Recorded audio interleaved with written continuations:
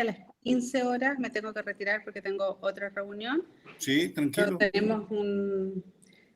Yo tenía una presentación, deja ver si la puedo compartir. Sim, perfeito. Bueno, então, boa tarde a todos, boa tarde a todas. Vamos começar, então, nosso último turno de trabalho no nosso Seminário Internacional sobre Direitos Humanos e Diversidade na Sociedade Contemporânea. E nesse turno de trabalho, nós estamos recebendo a visita de duas eminentes pesquisadoras, a professora Pamela Figueiredo e a professora Lídia Schiavone. As duas oriundas, pertencentes a duas universidades que têm uma história de resistência contra regimes autoritários. Mal sabia eu que a Universidade de Santiago do Chile estava lendo uma biografia sobre Vitor Jara, um dia desses, escrita por um filho de um professor aqui de Ijuí, que foi publicada pela nossa editora, que a Universidade de Santiago do Chile é uma parte do que era a Universidade Politécnica do Estado, que foi a universidade mais perseguida por Pinochet, onde vários indivíduos foram mortos, e onde estava Vitor Jara quando foi preso por ocasião da atuação e que foi levado para a morte, desde dentro da Universidade Politécnica do Estado. A Universidade Nacional de Missões, a qual pertence a professora Lídia, também tem uma história de resistência, e que recebeu o curso de antropologia, porque a antropologia, na cabeça dos milicos, era um bando de subversivos comunistas e revolucionários. E esses cursos não podiam haver em Buenos Aires. Então, vamos colocar no norte do país, na cidade de Posadas, e estavam equivocados eles, porque esse curso floresceu, esse curso deu muitos frutos, eminentes pesquisadores, pessoas do primeiro nível da antropologia mundial. Então, é uma honra receber duas conferencistas que pertencem a duas instituições que têm uma história de resistência contra regimes autoritários. A professora Pamela, ela é doutora em estudos americanos pela Universidade de Santiago do Chile e hoje pertence ao Instituto de Estudos Avançados como pesquisadora. É Master of Arts in Latin American Studies, né, pela Universidade de Georgetown, pela Escola de Relações Internacionais. A professora Lídia é magíster em Metodologia da Investigação Científica e Técnica pela Universidade Nacional de Entre Rios e é licenciada em Antropologia Social pela UNAM. É professora titular regular do Departamento de Antropologia Social e do Departamento de Comunicação Social da UNAM. Inicialmente, então, vamos colocar a professora Pamela para fazer a sua conferência. E o tema da sua conferência é Participação Política das Mulheres, Desafios desde a Perspectiva dos Direitos Políticos, o caso do Chile. E logo após, a professora Lídia Schiavone vai tratar do seguinte tema: conhecer mais sobre as diferenças sexuais e de gênero para evitar processos de violência. Então, para não atrasar mais a nossa atividade, até porque a professora Pamela possui um compromisso às 15 horas, eu desde já passo a palavra à professora Pamela, dizendo-lhe mais uma vez que é um gosto enorme recebê-la cá para esta conferência. Profesor André, profesora Lidia y a todos que nos están acompañando, agradezco mucho la invitación, siempre es un gusto colaborar con ustedes y el trabajo que están haciendo, ¿no es cierto?, en el tema de derechos humanos y derechos fundamentales. Tenía una presentación, no la pude compartir, así que voy a hacerla sin presentación y después te la mando, Andrés, si quieres la puedes compartir con los estudiantes. Puedes mandarme por el WhatsApp que pasa para Douglas y Douglas comparte la presentación y vamos cambiando los slides. ¿Puede ser así? Bueno. ¿Consegue compartilhar, Douglas? Dependendo do formato, consigo sim. La puedo hacer sin el PPT también, Andrés, y después les comparto el PPT y ustedes lo ven porque son puede ser. Datos para no atrasarnos.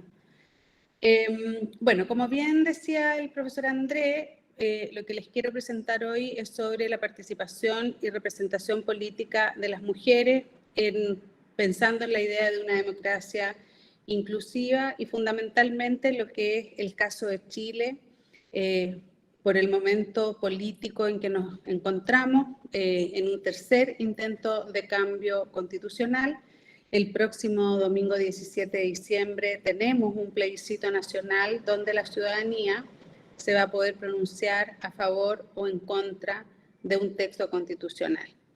Entonces, en este contexto, creo que es muy importante analizar la situación de la participación política de las mujeres. ¿Y por qué? Porque me parece muy relevante poder hacer una distinción más bien de carácter teórico que hemos venido haciendo quienes estamos en los estudios de género políticos, que es la idea de la representación descriptiva versus la representación sustantiva, ¿ya? ¿Y qué implica esto? Implica que uno de los desafíos que tienen nuestras democracias, que como sabemos y como lo veníamos conversando informalmente antes de iniciar nuestra charla, en el mundo las democracias están en una tendencia a la regresión autoritaria, es decir, muchas de las sociedades y países que están gobernados por sistemas democráticos hoy día están en procesos de regresión autoritaria y por tanto la idea de avanzar en democracias que fueran inclusivas, ¿no es cierto?, y progresistas en el sentido de incorporar a nuevos actores sociales y por tanto también nuevos derechos políticos y sociales, es una situación en riesgo. Y para las mujeres lo es más, ¿no es cierto? En general, y como bien dijo Simone de Beauvoir, todos los derechos que ganan las mujeres, basta que exista una crisis o alguna situación para que esos derechos se pongan en cuestionamiento y se retroceda. Y eso lo hemos visto en muchas sociedades y es el caso que está viviendo Chile.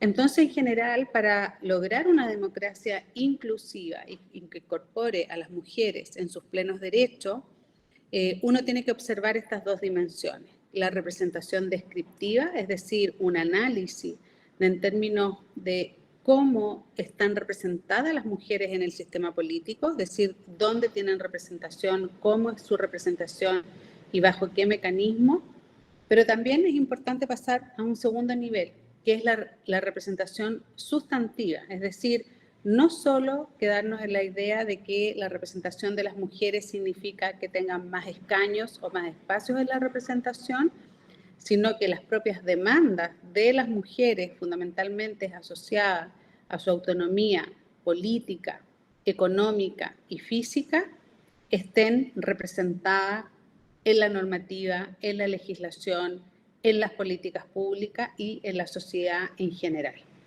Entonces, el caso de Chile es un caso bien interesante porque en Chile el proceso de incorporación de las mujeres ha sido muy tardío en el último ciclo democrático global, ¿ya?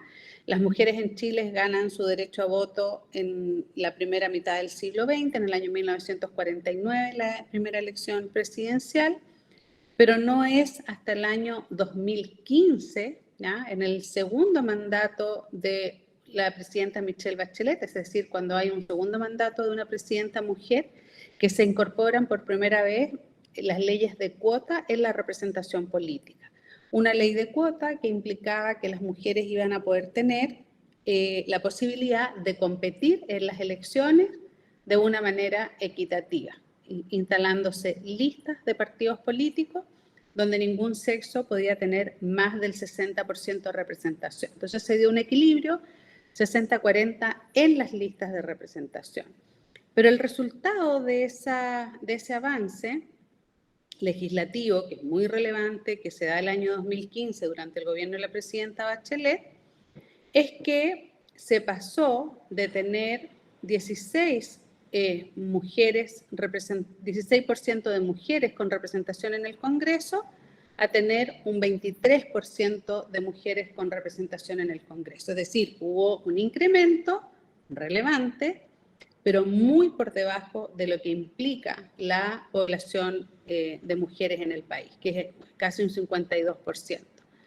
Entonces, luego de esta reforma que se hizo el 2015 y se aplica por primera vez en las elecciones presidenciales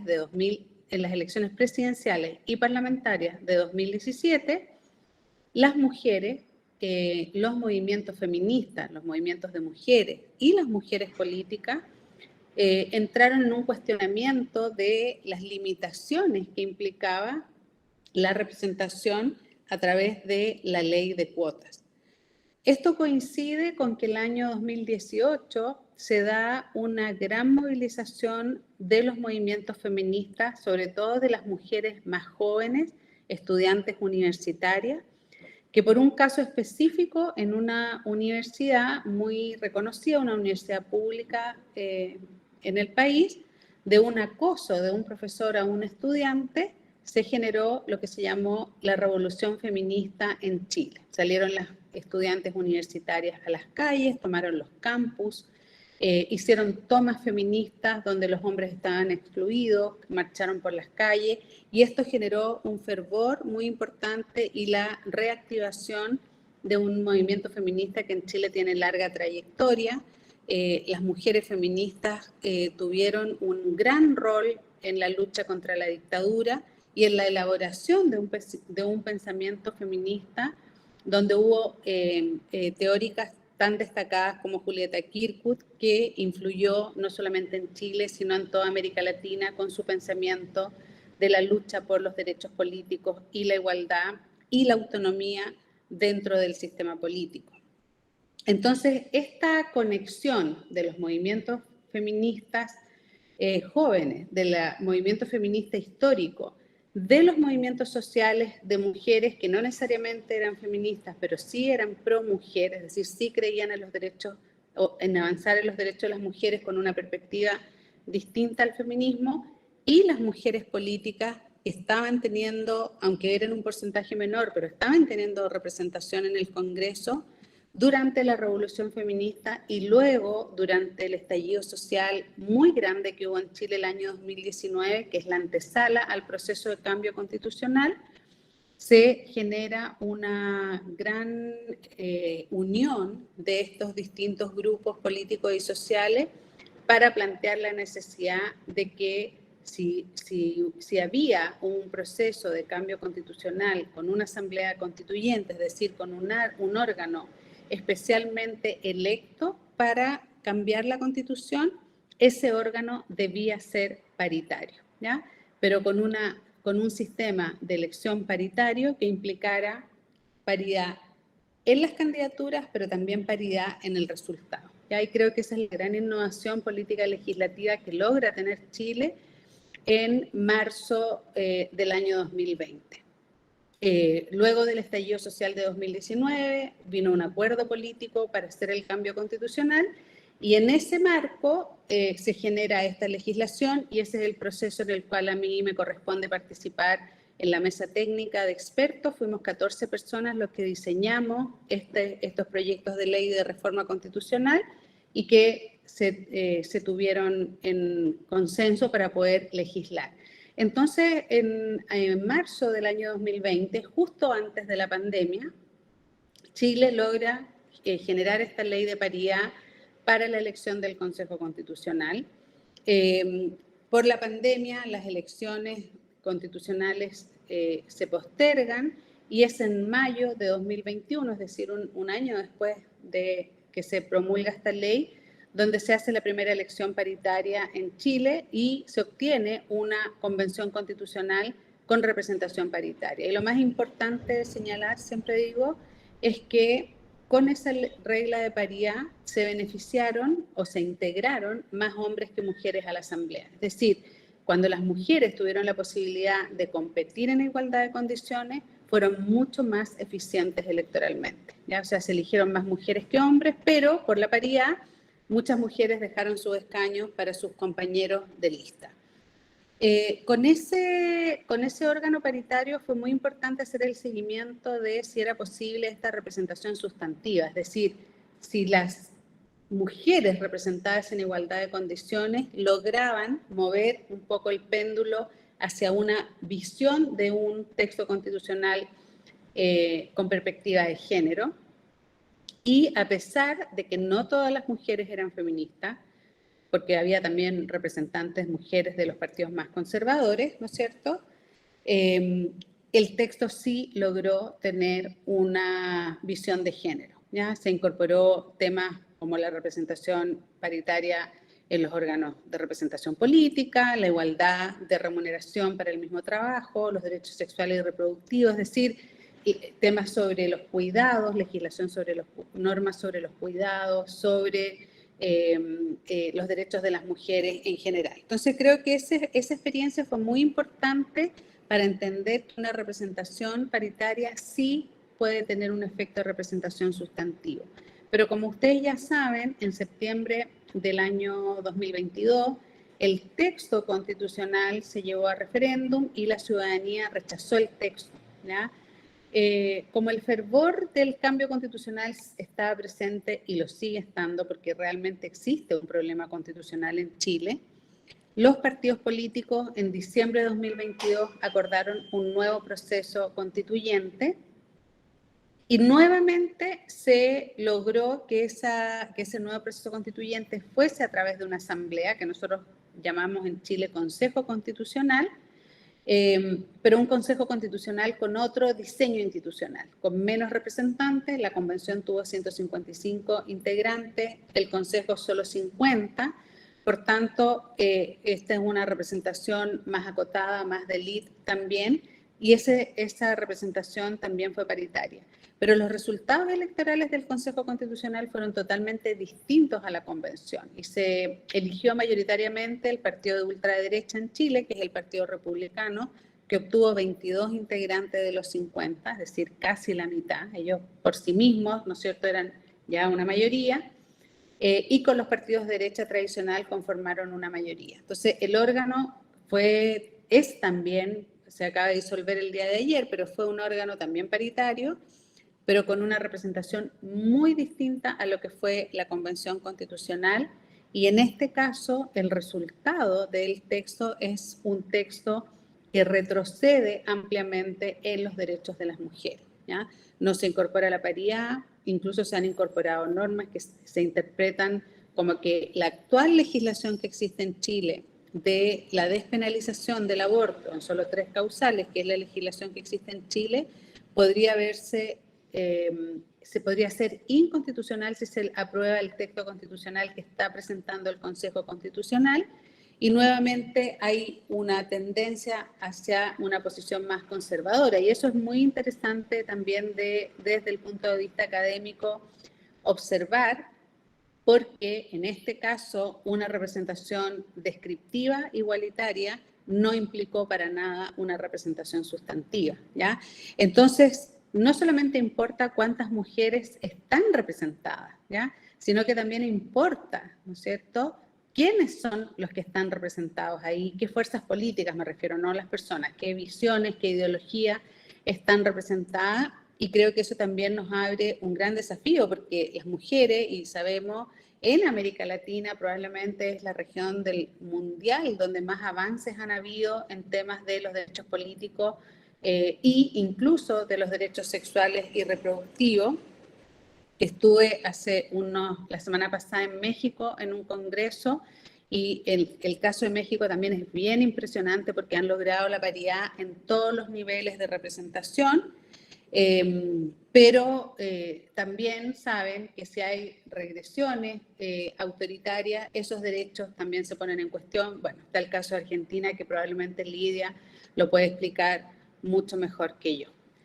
Así que me quedo hasta ahí, André, para poder escuchar a Lidia y a lo mejor después ya tener una conversación sobre los derechos humanos, los derechos de las mujeres, los derechos políticos y cómo estamos viendo esa situación en América Latina. Muchas gracias.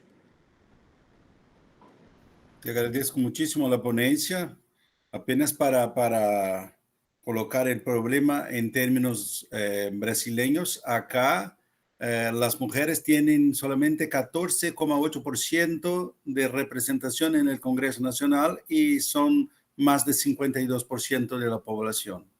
Y hay una regla electoral que impone unos 30% de nombres de mujeres en las listas de candidatos, pero esto no se consuma en en la misma proporción de representantes congresuales. Profesora Lidia, por favor.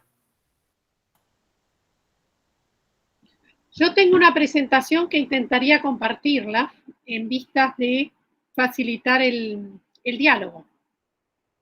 A ver. ¿Dónde está? Vamos a encontrarla. A ver. Porque me parece más fácil. A ver.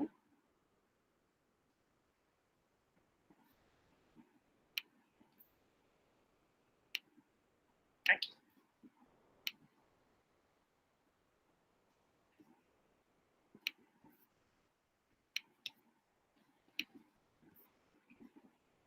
A ver.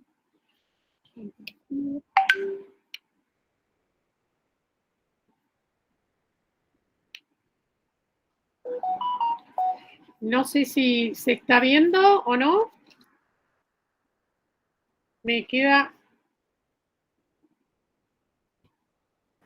Estamos viendo. ¿La están viendo? Bueno, sí. Ante todo, agradezco la invitación del profesor Copetti. Un gusto compartir este espacio, intercambiar ideas. Mi propuesta tenía que ver con preocupaciones respecto a la sorpresa que genera de repente la mayor diversidad sexual y de género. ¿Qué implican estas diferencias identitarias? Y cuando nosotros pensamos en el movimiento LGTB, que después se agrega otra T, que después agrega una I, que después agrega una A, vamos viendo que las minorías sexuales o los colectivos sexogenéricos se van multiplicando. A ver, ¿a qué responde esto? Una de las cuestiones que nos preguntábamos tenía que ver con la complejidad del proceso de sexuación y la construcción de las identidades sexogenéricas. También cómo el contexto social y el encuadre legal permite acompañar los cambios sociales, pero a la vez hay como un juego de fuerzas, situaciones personales y colectivas que obtienen como respuesta la violencia. Entonces, para poder desarrollar rápidamente estos puntos, lo que me planteaba fueron estos 4 ejes para el análisis.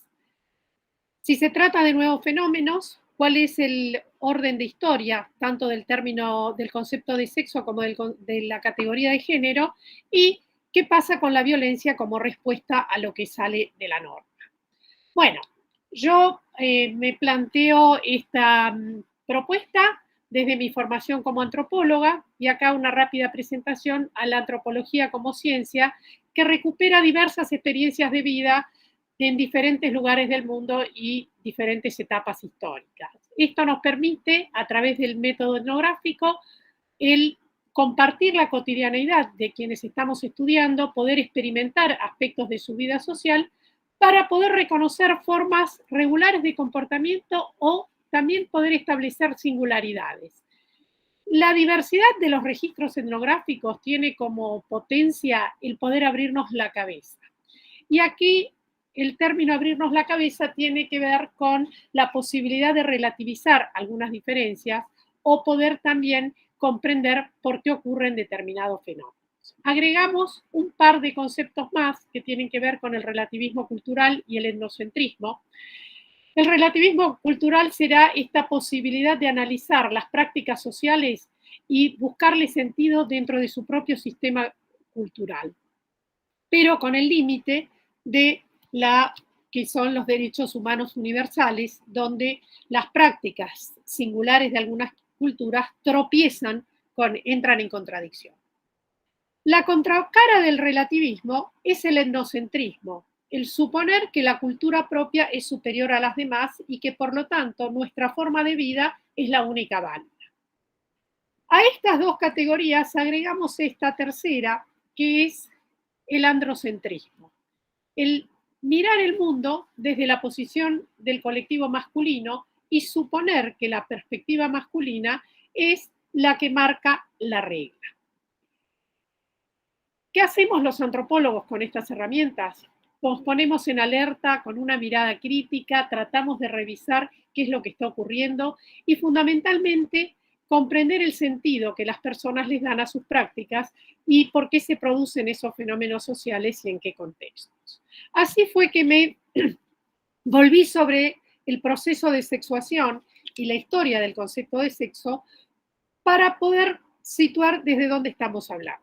El sexo como conjunto de atributos que marcan una diferencia biológica para la reproducción entre los miembros de un mismo grupo refiere a diferencias anatómicas y fisiológicas entre un macho y una hembra dentro de la especie humana.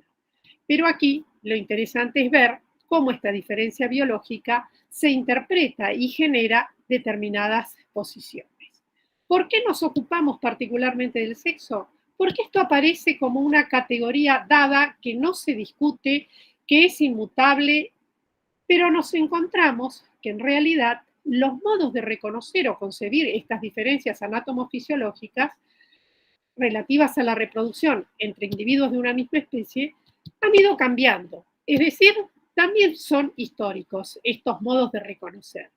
¿Qué nos interesa aquí? Asumimos que el orden biológico, que aparenta ser inmutable, también cambia. Sus cambios tienen que ver con un ritmo mucho más lento que el del orden sociocultural. Pero a la vez, para que estos cambios ocurran a nivel biológico, remitimos no solo al proceso de selección natural, sino también a la incidencia que tiene la cultura. Si nosotros analizamos el proceso de hominización, probablemente nos encontramos que entre los primeros homínidos y nosotros hubo miles, millones de años que fueron adaptando o reacomodando nuestros organismos a las formas de vida que fuimos realizando. Entonces, hay una retroalimentación permanente entre este orden biológico y el orden cultural que suele escamotearse u ocultarlo.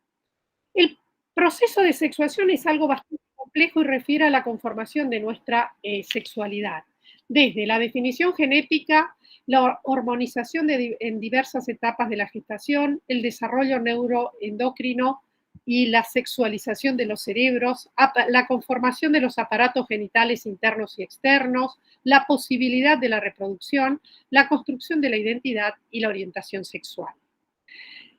Estos factores biológicos entran en interacción con las experiencias sociales y es a partir de esta interacción entre el orden biológico y el orden sociocultural que vamos constituyendo. Paso rápidamente estas diapositivas que tienen que ver con el desarrollo más biológico del proceso, porque lo que nos interesa es reconocer que la definición sexual que tenemos al nacer es producto no solo de esa definición genética, sino también del propio proceso de gestación y cómo se fue dando la hormonización de la gestación. Pero no es un proceso que concluye ahí. Sigue, continúa su curso y vuelve a tener un pico importante en términos de cambios biológicos en la pubertad. Pero durante todo el desarrollo de la vida de la criatura humana, los condicionantes culturales inciden en el modo de producir las identidades, porque las identidades de género se construyen en un cuerpo biológico que es moldeado culturalmente. Aquí también nos encontramos que los modos de investigar el sexo no fueron tan objetivos ni fueron tan desinteresados como se pretende, sino que nos encontramos, acá traigo a colación un texto muy nuevo, La invención de los sexos, que es un estudio realizado por una bióloga que hace su tesis doctoral en epistemología y trabaja sobre cómo se fueron estudiando los sexos en las ciencias biológicas. Entonces, desde preguntarse si el tamaño del cerebro con relación al sexo estaba indicando la mayor potencia o superioridad de los varones sobre las mujeres, hasta tratar de buscar en la hormonización del cerebro conductas singulares que permitieran reconocer la determinación del género a partir de ciertas características biológicas. Bueno, de más está decir que el desarrollo de estas investigaciones muestra un fuerte sesgo androcéntrico y muchas veces se han tomado como resultados fuertes a investigaciones que no habían pasado de la etapa experimental con ratones y se las tomaron o se las proyectaron a la especie humana. Esto nos devuelve la importancia de revisar los modos en que se investigan y cómo estos discursos construidos desde el ámbito científico llevan un interés político en función de construir una sociedad jerarquizada donde la dominación masculina constituye una clave importante. El otro elemento que poníamos en juego era la categoría género, pero también esta categoría tuvo un dispar modo de ser considerada. Lo denominamos género a los contenidos culturales que se asignan a las diferencias de sexo. Una de las primeras modalidades o de la conformación inicial tiene que ver con el reconocimiento de dos formas, masculinos y femeninos, como posibles identidades. Pero los modos de plantear y de estudiar el género como categoría científica también fueron cambiando a lo largo del tiempo. Es una categoría que se instala en el discurso científico a fines de la década del 50, en vistas de responder a cuestiones que superaban el orden sexual y había que incorporar cuestiones de orden psicosocial. Pero recién en las ciencias sociales se instala como preocupación a partir de la década de fines de los 60 y el 70, donde la preocupación sobre todo de las investigadoras, porque cuestiones de género hay una amplísima mayoría de investigadoras mujeres más que varones, la preocupación era visibilizar el colectivo femenino, qué hacen y qué posiciones ocupan las mujeres. Luego viene la preocupación o el reconocimiento de la recurrencia en ciertos comportamientos, los varones vinculados a la producción y las mujeres a la reproducción, tanto biológica como social. Las variaciones que se fueron dando respecto a otros colectivos sexogenéricos advierte que estas recurrencias que se tomaron como naturales y muy sustentadas en esta diferenciación biológica requerían una revisión porque había experiencias humanas que no se condecían con esta diferenciación binaria. Los matrimonios entre mujeres, las modalidades de poliandria y poliginia, relativización de lo que es un espacio público y lo que es un espacio privado, llevaron a revisar otra vez qué pasaba con esta manera tan, no sé si ortodoxa o convencional, de clasificar a la especie humana o a las sociedades humanas con sus roles masculinos y femeninos casi taxativamente determinados por las diferencias biológicas. Estas variaciones ponen en tensión estos principios iniciales y se reconoce que las relaciones entre géneros no solo están marcando diferencias, sino fundamentalmente instalan jerarquías. Y aquí, en la década de los 80, hay una fuerte discusión con respecto a la ruptura del binarismo sexogenérico y se admite o se asume que hay que hay otras posibilidades más allá de que varones y mujeres. Las relaciones entre géneros, las relaciones entre clases, razas y otras dimensiones empiezan a cruzarse. Y aquí las discusiones del campo científico van manteniendo casi un paralelo con relación a las discusiones del movimiento feminista. Estamos ya en lo que sería la tercera ola del feminismo, donde las discusiones pasan por reconocer diversidades y singularidades en distintas partes del planeta y en distintos grupos sociales. Aparece una preocupación desde el colectivo masculino de investigadores por puntualizar que existen diversas masculinidades y que no solo estamos hablando de un modo de ser varón, sino que también se reconoce que en esas diversidades de género que plantea el colectivo femenino también se inscriben diversidades masculinas. Y por último, el aporte que hacen las teorías queer, que son las que rescatan y toman en consideración todo aquello que se escapa o que rompe con esa dicotomía o ese esquema binario de mujeres y varones. Voy a avanzar rápidamente, solo puntualizar algunos conceptos para no perder el diálogo con Pamela, y básicamente categorías fuertes como esta que propone Gayle Rabin sobre el sistema sexogénero como el conjunto de disposiciones por el cual una sociedad transforma la sexualidad biológica en productos de la actividad humana y en el cual se satisfacen esas necesidades humanas transformadas.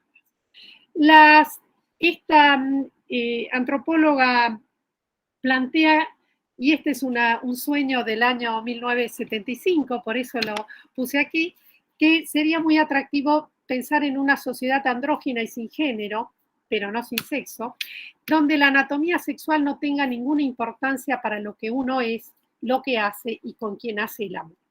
Estas cuestiones marcan un poco el nivel de las discusiones en el campo de los estudios de género.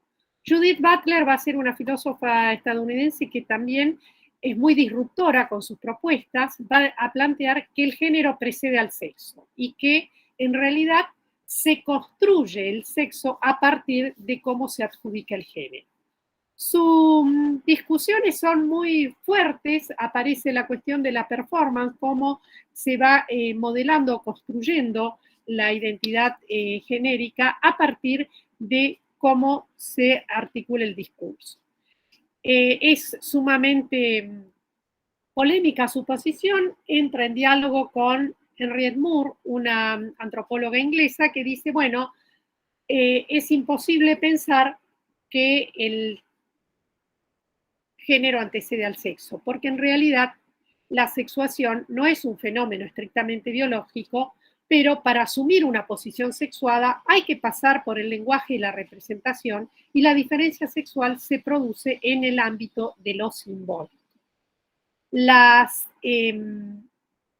teorías queer, como decíamos, son las que tratan de superar esos esquemas analíticos precedentes, van a tomar lo raro, lo abyecto como propio y fundamentalmente van a dar visibilidad a las diferencias no reconocidas y habilitar diferentes identidades. Rompen con la lógica heterosexista, van a reconocer corporalidades diversas, identidades que pueden cambiar a lo largo de la vida de un sujeto, así como posicionamientos alternantes.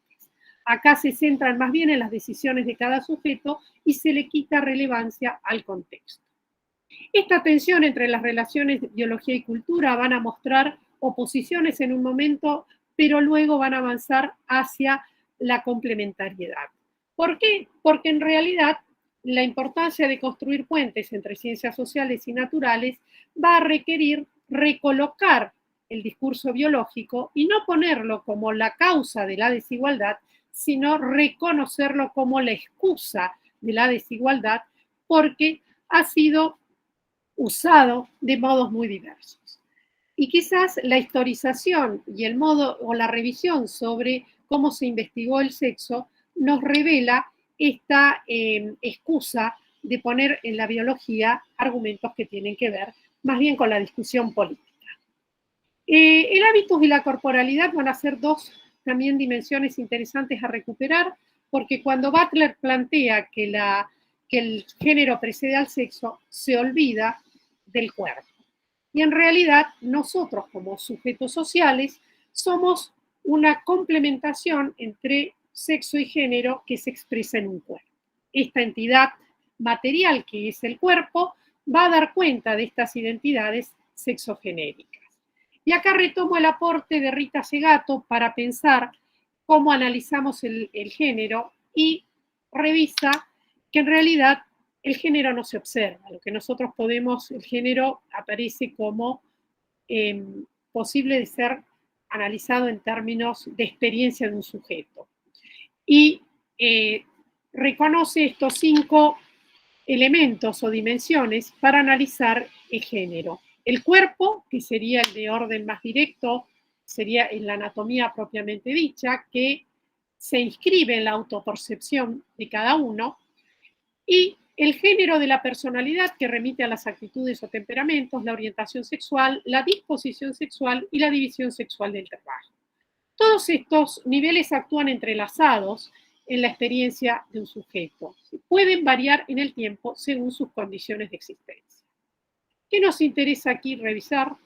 cómo estas diferencias se transforman en jerarquías, cómo las diferencias biológicas en la reproducción entre individuos de la misma especie han permitido una reproducción natural, pero que en este momento se complementa con la tecnología reproductiva. Entonces, muchas tensiones y muchas diferenciaciones que tenían el peso de garantizar la reproducción de la especie y en esos términos se sustentaban, se relativizan y pasan a un segundo plano cuando nosotros sabemos que tecnológicamente nuestra especie dispone de los recursos para hacer clonaciones y jugamos con esta herramienta o con esta posibilidad más allá de la discusión ética que la acompaña. Pero ¿por qué estas diferencias biológicas se tornan jerarquías? Ser diferente no necesariamente implica ser superior o inferior. Y aquí es importante rescatar cómo la fuerza y la inteligencia fueron tomados como atributos propios del orden masculino y considerados muestras de la superioridad que justificaron la jerarquización. Asimismo, la desvalorización de aquellos atributos característicos del colectivo femenino fueron los que justificaron la dominación masculina. Y esta dominación, o estas relaciones entre dominación y subordinación, nos va a plantear Bourdieu, es una de las ilusiones colectivas mejor fundadas. ¿Por qué? Porque esa división del trabajo inscripta en los cuerpos a partir de una diferencia biológica es revisable, obviamente, porque tiene un carácter histórico, pero está como instalada y con poca disposición a ser revisada en todos los grupos. ¿Cómo aparece la violencia? La violencia surge como una respuesta a aquello que se sale de la norma. Entonces, si nosotros advertimos, y acá recupero este esquema de Galtung porque me parece que es muy significativo, la línea roja marca lo que nosotros podemos observar de la violencia y vemos que es una parte casi poco significativa respecto a la densidad de la violencia estructural y la violencia cultural. ¿Cómo define Galtung estos tipos de violencia? La violencia estructural es la que marca las grandes diferencias e inequidades en términos de diferenciar capas de población que no garantizan las necesidades más básicas, que se ve justificada por una violencia cultural que de algún modo legitima la creación de esas condiciones estructurales tan desiguales y que termina expresándose en esa violencia directa, que es la violencia física que nosotros observamos, entre la que se expresa contra el cuerpo de las personas. Podemos reconocer otras formas de definiciones de la violencia, pero siempre estamos hablando de un acto de intrusión que tiene por efecto voluntario o involuntario la desposesión del otro, el perjuicio o la destrucción de objetos inanimados. Esta coacción de naturaleza física o psíquica es susceptible de conllevar terror, el desplazamiento y la infelicidad o la muerte de un ser animado. La violencia sexual y la violencia de género aparecen como formas de expresión de esta violencia. La violencia sexual va a ser aquella relativa a todo lo que conlleva al acto sexual y a la sexualidad de la persona. Y la violencia de género va a estar fundamentalmente fundada en las diferencias de dominación por razones de género, donde el colectivo femenino y los colectivos no binarios aparecen como los más expuestos. Estas diferentes formas de expresión de la violencia se van sumando, se van agregando, y va a plantear Silvia Schester, una socióloga argentina, que la violencia sexual es un concepto muy amplio que incluye desde las violaciones sexuales, acoso sexual, prostituciones, femicidios, del ámbito público como del privado. Y no hay una sola forma de dañar, sino que esta violencia puede expresarse o puede traducirse en acciones de violencia física, emocional, psicológica, económica, etc.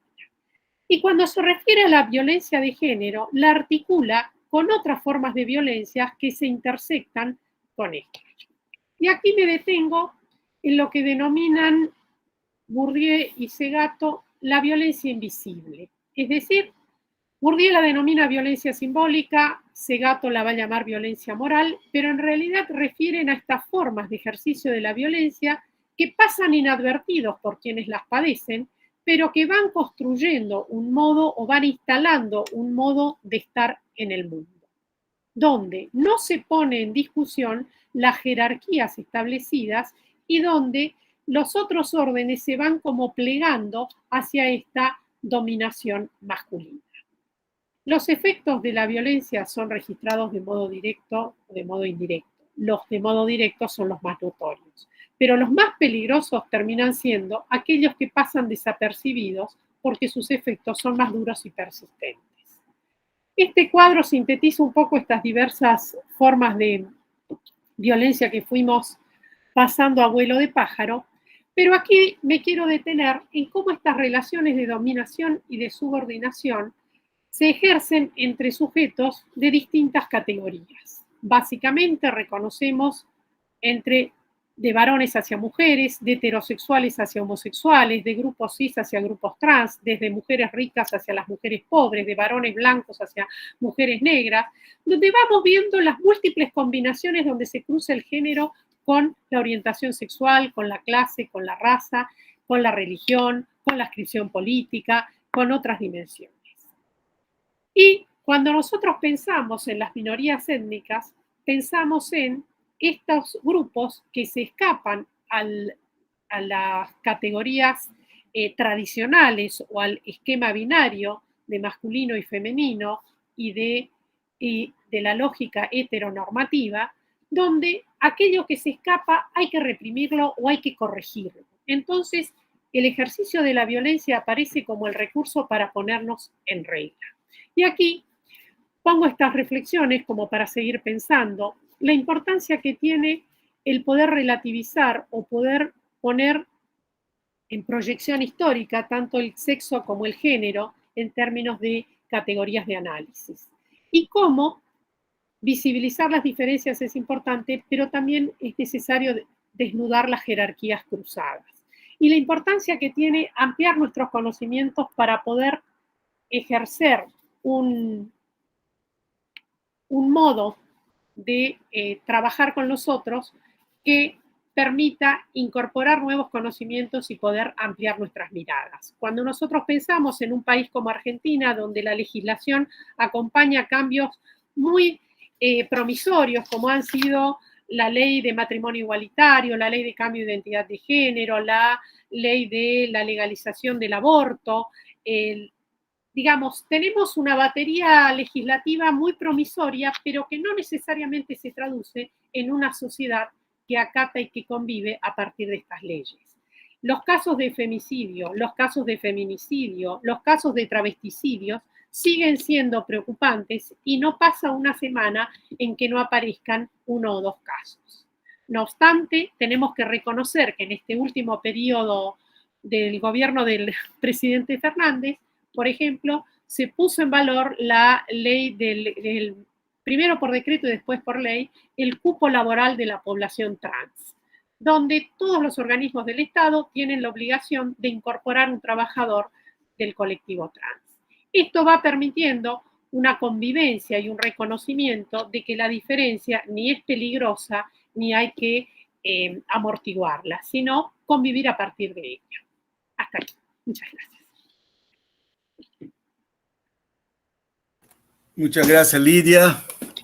Bueno, no sé, Pamela, tu compromiso está en tu horario. Estoy en el lugar donde me tengo que reunir, entonces avisé que me avisen cuando ya la reunión va a empezar en los próximos minutos, pero me quedo hasta que me tenga que ir. Podemos seguir un poquito. Bueno. Agora, eu gostaria de contar uma piada, um chiste, sí, que ilustra un poco este problema de la violencia, pero de las violencias que no tienen nombre, las violencias invisibles.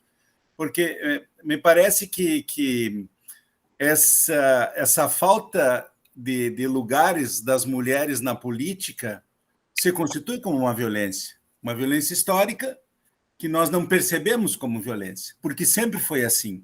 ela está dentro de um universo de normalidade. Isso faz parte da normalidade. A violência que nos salta aos olhos, que nós percebemos facilmente, é a violência do tiro, do balaço, do tapa na cara, essa violência do homicídio. Mas essas violências que são históricas e são blandas, são suaves, e que têm séculos e séculos, essas não são violências. E há um xiste que não se sabe se é um xiste ou se foi verdade, mas alguns autores afirmam que é verdade. Um oficial nazista, ele é avisado pelos comparsas, pelos cupinches de Francisco Franco, de que havia alguns republicanos muito perigosos em Paris, quando Paris foi invadida pelos nazistas. E que era bom eles darem uma olhada, porque eles poderiam criar alguns problemas para os nazistas em Paris. E um desses indivíduos chamava-se Pablo Picasso. Vai um oficial nazista até o apartamento de Pablo Picasso, vestido com uma capa negra, bem no estilo nazista, formal, e entra, bate, gostaria de falar com Pablo Picasso. E ele, sou eu, por favor, entre. E o nazista começou a olhar, tal, e havia um grande quadro no apartamento de Picasso, que era o quadro Guernica, que retratava o massacre que foi feito naquele pueblo pela Força Aérea Alemã. E ele olha aquele quadro cheio de cabeças cortadas, sangue para todo lado e coisa, e ele pergunta a Pablo Picasso, mas quem foi que fez isso aí? E Pablo Picasso responde inteligentemente, quem lo hizo foram ustedes, eu solamente lo pintei. Então, é um pouco isso, ou seja, as pessoas que realizam a violência, especialmente essas violências sistêmicas, as violências estruturais, as violências simbólicas, essas violências que são fundamentalmente coletivas, eles não percebem os seus atos como violência, até como estratégia de manutenção dos seus lugares de dominação. Então, me parece que a fala de vocês foi importante nisso, ou seja, nós estamos falando de violência, a Pamela está falando de violência, porque as mulheres representam 52% e elas não têm, no caso brasileiro, tem 14% da representação, ou seja, qual é a capacidade de decisão que têm as mulheres quanto às suas demandas, os seus temas essenciais.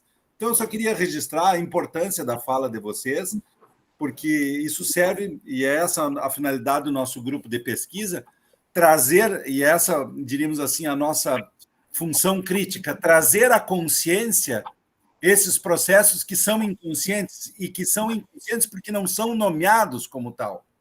O processo de nomeação das violências é que é importante. Pamela, por favor. André, bueno, ahora sí que me tengo que retirar, pero no me quería ir sin, bueno, agradecer, también como hacer una pequeña reflexión sobre la conexión de ambas exposiciones, muy importante, muy interesante lo que plantea Lidia, porque la violencia estructural, la violencia simbólica está a la base también de la discriminación política, ¿ya?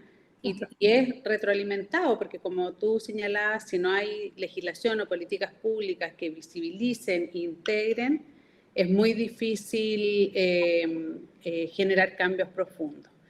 Así que les pido disculpas por tener que irme, pero tenía este compromiso, así que muy agradecida, muy importante también este diálogo, así que espero, Lidia, que sigamos en contacto, porque de verdad muy interesante tu presentación. Muchas gracias, André, y a todos los estudiantes que nos están acompañando. Sim. Um gusto. Nós que queríamos te agradecer e te dizer da honra que é te receber na nossa universidade para fazer esses planteamentos tão importantes e trazer o caso do Chile, que é um verdadeiro laboratório a céu aberto em termos de políticas, em termos de reações, de resistências, enfim.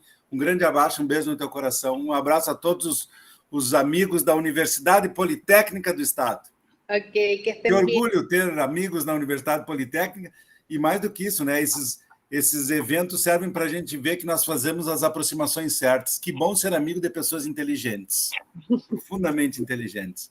Bom, está aberto, então. O professor Douglas quer fazer um comentário, uma mediação acerca da exposição da professora Lídia, o professor Enio, inicialmente? A gente já libera também para os nossos alunos e alunas fazerem perguntas. Sim, aberto. Está aberto. Professora Lídia, só uma provocação assim, bastante rápida. Parabéns pela sua fala.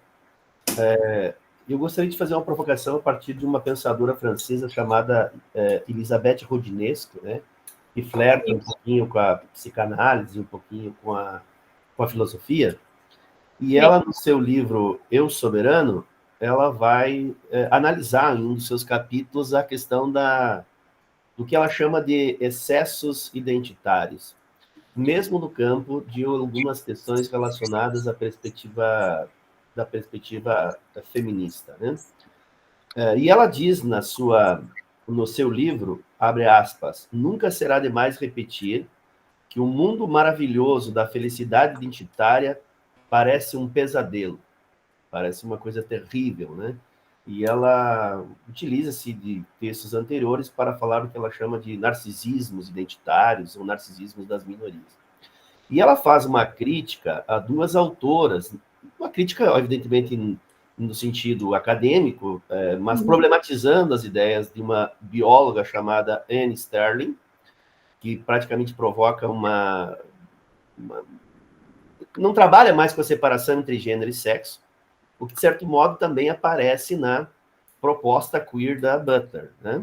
A gente vê isso claramente na sua proposta, onde que o sexo também seria uma construção e que a dinâmica do gênero, nessa perspectiva, caminharia na mesma dinâmica, a ponto dela falar de uma postura pós-identitária, pós-gênero, pós-feminista. Até que ponto que o que ela chama de excessos identitários, e ela diz literalmente essa expressão, não provoca o que a gente poderia chamar de alguns afastamentos epistemológicos e, de certo modo, alguns reducionismos identitários que faz com que a luta se torne ainda mais áspera, mais dificultosa, em um ambiente democrático em que algumas intersubjetividades são fundamentais para a gente rivalizar, especialmente com os espaços de dominação, que são extremamente perigosos e que são, evidentemente, heteronormativos, e que, evidentemente, são patriarcais, e que, evidentemente, são masculinos. E porque isso ela vai dizer que adotar essa estratégia talvez seria reforçar esta estratégia masculina de disputa. Eu sei que a autora, nesse texto, ela está fazendo problematizações de uma sociedade hiperindividualizada, hiperidentitarista, e que esquece um pouco de fazer o jogo do diálogo político das diferenças, que seria absolutamente fundamental para se construir espaços de poder em novas condições. Gostaria que a senhora problematizasse isso, porque, para mim, essa questão é uma questão chave, essa separação entre sexo e gênero, por exemplo, que em algumas teorias fica mais claro, mas que é rebatido por um outro campo da tradição feminista. Como é que a senhora vê esse desdobramento das transidentidades, por exemplo, que acabam criando muitos neologismos, né? E às vezes até rivalizações internas na perspectiva teórica.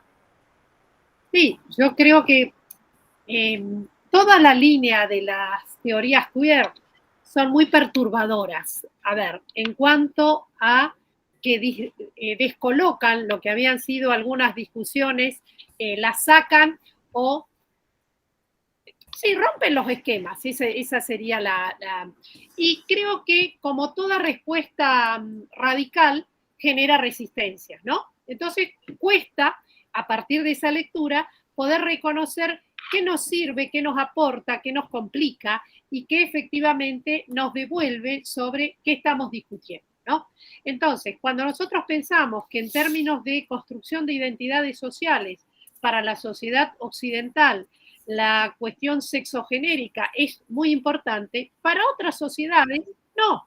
Por ejemplo, hay un estudio clásico que se pone como ejemplo en antropología, que es el de Lohhagen en Melanesia, donde las cuestiones de las diferencias sexogenéricas no son determinantes en el posicionamiento social de esos sujetos. Entonces uno dice, bueno, ¿por qué en la nuestra sí? Bueno, quizás en la nuestra seguimos cultivando, reforzando estas diferencias y nos fuimos constituyendo de ese modo. ¿Qué pasa cuando nos olvidamos o esta ruptura radical desbarata todo el tablero y terminamos con un esquema de dominación masculino más fuerte y se torna paradójica la respuesta, ¿no? Creo que exige un trabajo permanente de lectura y de reflexión, Por eso me planteaba, y el propósito de mi presentación era complicarnos un poquito a la hora de hablar de identidades sexogenéricas, cómo hacemos una amalgama entre estos dos términos que nos resulta útil para describir un fenómeno complejo, pero no siempre tenemos presente cuál es el orden de complejidad, ¿no?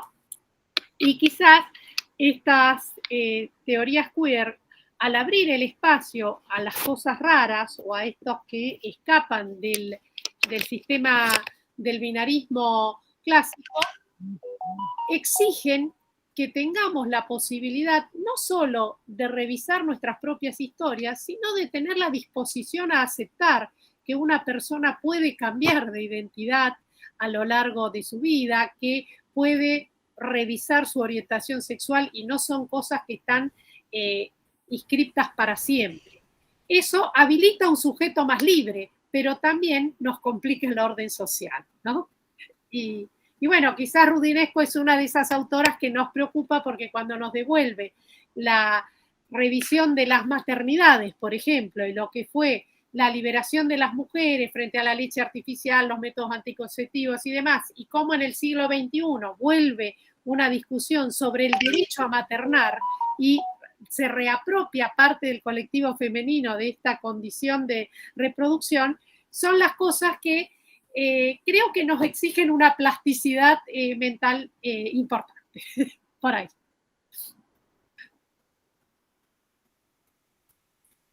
Gracias, professora. Sigue aberto aqui questionamentos para a professora Lídia. Vamos ver se não temos nada no chat aqui.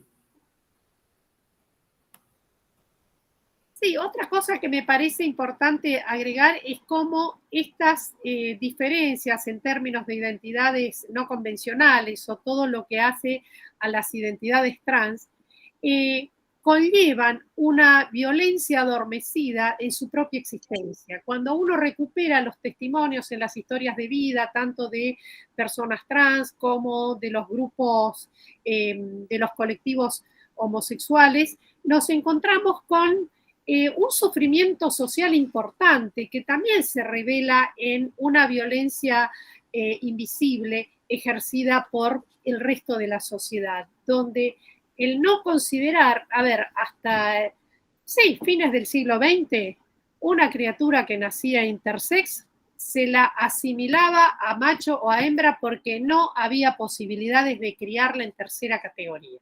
Entonces, cuando uno piensa en la complejidad de ese proceso de construcción de identidad y qué significa encasillarnos en blanco o en negro, estamos contrariando un proceso que también nos preguntamos, ¿y a quién le daña que esa criatura se críe como intersex?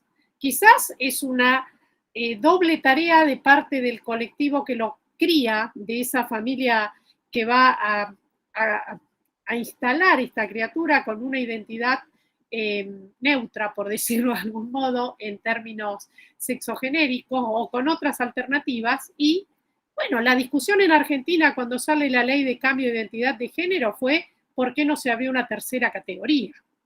No está en la ley, pero sí aparece en el formulario del censo, en los formularios de los distintos registros estatales, la posibilidad de un neutro, otra categoría, o bien de no declararla.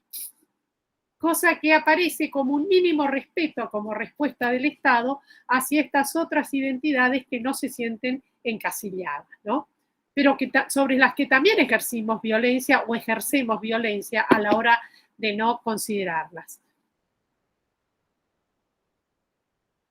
Eu fazia, professora, esse comentário porque é interessante como dentro desses discursos identitários mais fechados, mais cerrados, provoca rivalizações e incompreensões a partir do lugar da dominação e lugar da opressão. Nós verificamos, por exemplo, dentro de uma tradição feminista americana mais radical, uma divisão, por exemplo, em relação aos homens homossexuais americanos que recorriam a uma barriga de substituição para terem filhos, por exemplo, né? Para terem filhos. Então, acusavam algumas feministas radicais de que esses homens eles eram tão dominantes e eles eram tão culpados quanto os machos heterossexuais na medida que eles gentrificavam, que eles coisificavam a barriga da mulher, né, tornando elas tão sujeitas, dominadas, como o faziam os homens héteros, né, e provocando uma divisão teórica bem significativa naquele país, né, inclusive de disputas em jornais, né, por conta desses fechamentos identitários, porque, obviamente, eles são libertadores, eles são fundamentais para os atos de resistência. Isso não está em causa, porque, de fato, a invisibilidade com que nós construímos isso ao longo da história vai produzir reações dos reacionários e da parte conservadora, mas vai produzir também alguns ruídos de comunicação dentro dos próprios grupos, né? A ponto de talvez nós não nos percebermos como sujeitos que temos um ponto de convergência em relação à dominação que deveria ser comum, que é o problema do poder patriarcal, capitalista, né, da classe, e que, de certo modo, perpassa também a tradição que constrói o papel social do gênero e o papel social do sexo. Mas adorei a sua resposta, adorei a sua fala. Muito obrigado. Acá dos comentarios en el chat para a profesora Lidia, si quiere comentar. La sociedad no logra superar el sistema binario, tampoco comprender que una persona trans puede justamente habitar el entremundos, no el masculino, el femenino, pero sin las desidentidades. Y un otro comentario, este primero de Lucimari y el segundo de Daniel. Identidades también pueden transitar por entre no lugares. No sé si le gustaría hacer... Sí, me parece que cuando nosotros hablamos de identidades estamos fijándonos en este posicionamiento donde nos reconocemos con unos y nos diferenciamos con otros, ¿no?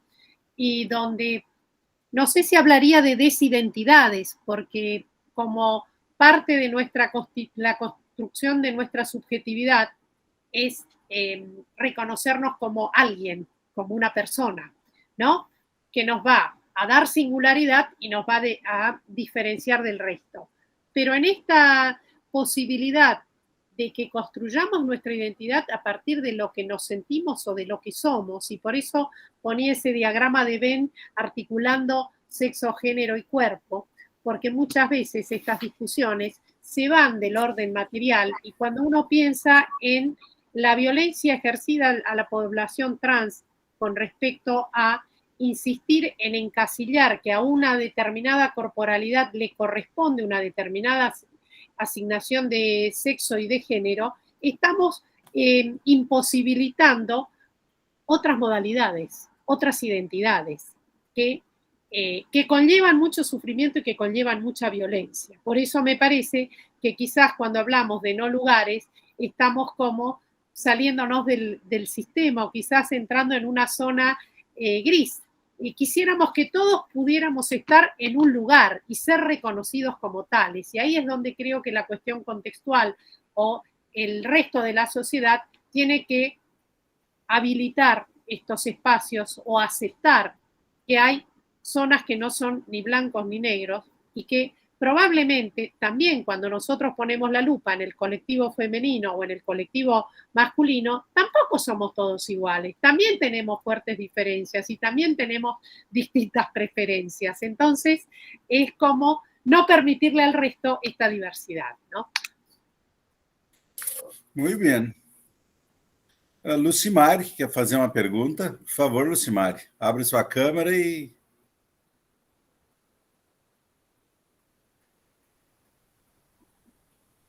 Alô, Lucimari? Ué, saiu? Tinha erguido a mão? Não sei. Bueno, algum questionamento, alguma questão mais para a professora Lídia? Não vamos abusar da sua paciência e do seu tempo também. Bueno. Eu acho que é importante, só então um comentário final, para a gente fechar essa nossa jornada de trabalho. Parece que o sentido crítico que traz essas falas, e essa sua fala, ela traz um sentido crítico, me agradou muito, eu compartilho muito da ideia de uma dos slides que tu passaste, Lídia, de que nós geralmente atribuímos o processo de dominação e o processo de violência do homem contra a mulher ou do hétero contra o homo. E há várias camadas de violência que, às vezes, dentro desses mesmos coletivos, as violências ocorrem sem que nós possamos identificá-las. E nesse sentido, a tua ponência, ela traz uma carga crítica muito importante, porque nos possibilita identificar o que não é nomeado como tal, o que não é nomeado como violência. Então, a tua fala é uma fala riquíssima nesse sentido, ela tem uma carga crítica muito forte, e a crítica é nesse sentido de trazer à consciência pela palavra aquilo que nós não conseguimos nomear como tal. Então, nesse sentido, meus parabéns. Lucimara, você queria fazer uma pergunta? Tinha levantado a mão? Não, acho que não. Não, prof. Tá. Só ia agradecer mesmo a resposta da professora, que me ajudará muito na tese. Muito obrigada, profesora. Bom. No, gracias. Bueno, a mí, la verdad, André, a esta altura de la carrera académica, uno asume que la lectura y la reflexión tiene que servir para también con un sentido político, ¿no? En qué medida estas violencias que nosotros somos capaces de percibir o de reconocer y que no todo el mundo está tan alerta, tienen que servirnos para poder imaginarnos un mundo mejor, para poder concientizarnos y abrirnos la cabeza, ¿no? Entonces, ponernos en una alerta fuerte. Te agradezco realmente la oportunidad, ha sido un gusto compartir este espacio y seguiremos pensando y seguiremos luchando. Perfectamente, bueno. Profesora Lidia, qué gustazo tenerla acá. Siempre buenísimo escucharla con sus ideas, con su intelectualidad, con su cultura, con su prolijidad académica importante. Entonces, bueno, un gran abrazo, un agradecimiento de nuestro grupo de investigación y probablemente te vamos a invitar para otras bueno, tareas académicas. Dispuesta. Bueno, muchas gracias a ustedes. Hasta la próxima. Gracias. Un abrazo, chao. Roberto. Gracias. Chao. Gracias. Chao. Buenas tardes.